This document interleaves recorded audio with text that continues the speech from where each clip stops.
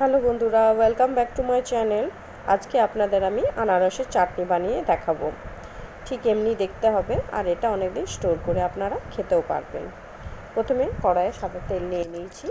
এবার এটা যখন তেল এসে যাবে, গরম হয়ে যাবে, তো তার মধ্যে আমি একটু পাঁচফোড়ন আর মৌরি আর শুকনো লঙ্কা দুটো দিয়ে ভালো করে গরম করে নেব। গন্ধ বেরোলে আমি আনারসটা দিয়ে দেবো। আনারসটা কুচি কুচি করে কেটে সেটাকে এবার ভালো করে কষাতে থাকবো। আমার চ্যানেলে যারা নতুন তারা সাবস্ক্রাইব করবেন, আর লাইক আর কমেন্ট করতে একদম ভুলবেন না। এরপর আমি একটু নুন দিয়ে দিলাম আনারসের মধ্যে।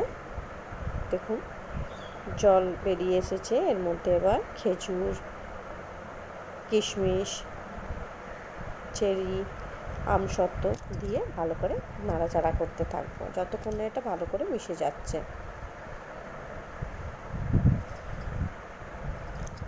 আর একটু এর মধ্যে আমি কাশ্মীরি মির্চ দেব, সেটা আপনারা দিতেও পারেন, স্কিপ করতেও পারেন। আমি দিয়েছি একটু রং হওয়ার জন্য।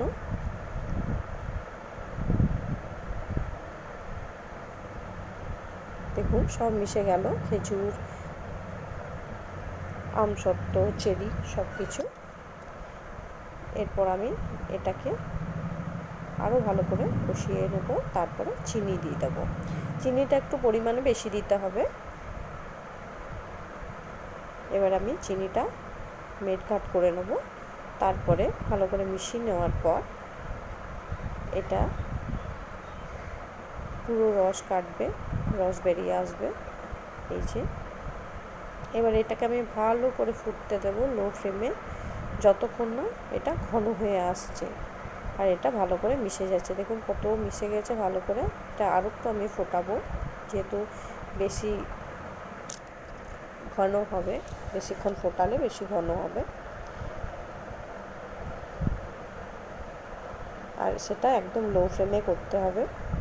ভালো করে ঘন হয়ে মিশে গেলে তারপরে আমি গ্যাসটা বন্ধ করে দেবো। এরপর আমি চেরি দিয়ে গার্নিশ করব।